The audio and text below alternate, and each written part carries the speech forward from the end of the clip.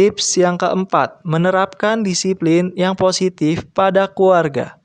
Disiplin di sini bukan berarti kita melakukan kekerasan kepada anak-anak kita, tetapi bagaimana kita melatih anak-anak kita agar memiliki aturan-aturan dalam kehidupan perilaku sehari-hari, bagaimana mereka berinteraksi dengan teman-temannya, bagaimana dia berprestasi di dunia sekelilingnya. Pada disiplin ini, hal yang pertama yang harus kita perhatikan adalah bagaimana kita sebagai orang tua menjadi model yang benar. Kita sebagai teladan buat anak-anak kita. Mereka akan meniru bagaimana perilaku kita sehari-hari. Apakah kita termasuk orang-orang yang disiplin atau orang-orang yang tidak mematuhi aturan yang ada dalam masyarakat sehari-hari. Ketika kita sebagai orang tua melakukan perilaku yang sesuai dengan disiplin terhadap aturan dalam rumah tangga, aturan dalam keluarga, aturan dalam masyarakat, maka anak-anak kita akan belajar bagaimana seharusnya berdisiplin yang benar.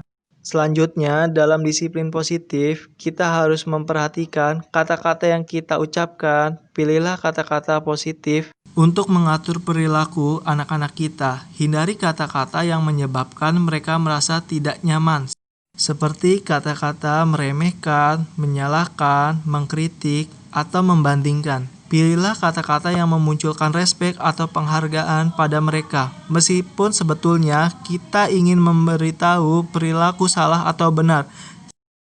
Salah di sini kita harus perhatikan bahwa disiplin positif bukan sekedar mengatur perilaku, tetapi bagaimana kita menunjukkan kepada mereka bahwa apa yang kita lakukan, aturan yang kita terapkan dalam rangka kasih sayang.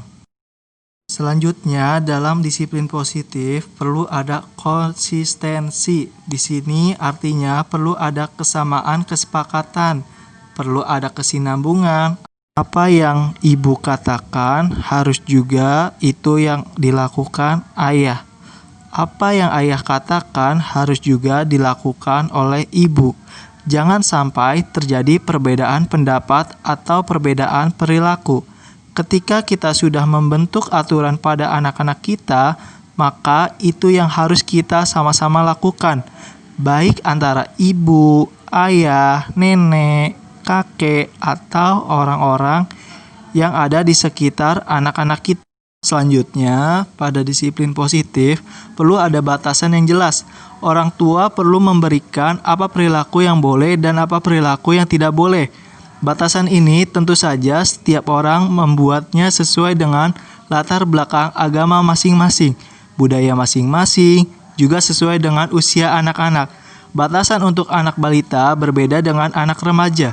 Batasan ini akan memudahkan untuk membentuk perilakunya. Ibaratnya seperti orang berkendara, ketika dia tahu mana rambu-rambu di mana harus berhenti, di mana harus jalan, di mana ada tikungan, di mana ada turunan, tentu akan lebih memudahkan dia untuk menjalankan kendaraan.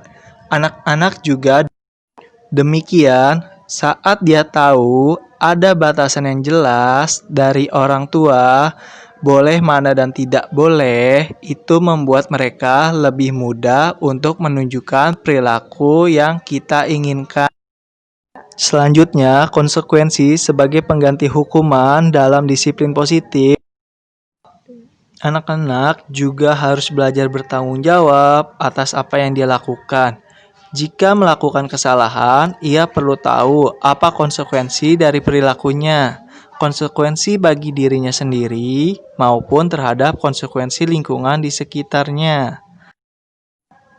Anak-anak di sini belajar untuk bertanggung jawab bahwa apa yang dia lakukan apakah yang akan berpengaruh pada lingkungan sekitar. Sebagai misalnya ditanya dia membuang sampah sembarangan, tentu dia perlu belajar konsekuensi dari membuang sampah sembarangan. Perbedaan hukuman dengan konsekuensi lebih pada yang pertama, bahwa hal itu sudah sejak awal disampaikan. Ketika melakukan A, maka konsekuensinya adalah A. Ketika dia melakukan B, ia konsekuensinya adalah B. Sementara pada hukuman, seringkali anak-anak belum mengetahui di awal. Ketika dia melakukan kesalahan, baru dia mendapatkan hukuman. Baiklah ibu-ibu sekalian, demikianlah tadi tentang pengasuhan kedisiplinan.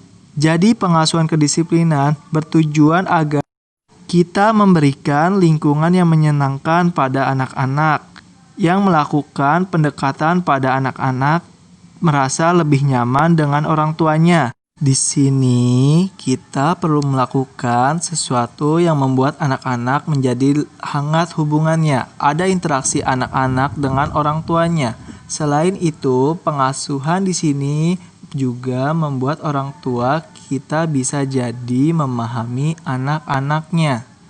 Dengan demikian, mereka anak-anak akan tumbuh secara optimal. Anak-anak ini juga akan menjadi anak-anak yang memiliki rasa percaya diri, memiliki harga diri, dan akan menghindari hal-hal perilaku yang negatif di kemudian hari.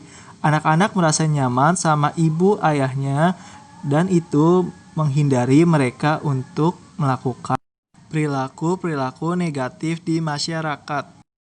Demikianlah pembelajaran kali ini. Semoga ibu-ibu bisa menerapkan pengasuhan kedisiplinan kepada anak-anak agar hubungan orang tua dengan anak-anak menjadi lebih baik.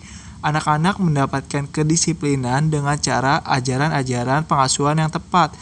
Kurang lebihnya mohon maaf. Wassalamualaikum warahmatullahi wabarakatuh.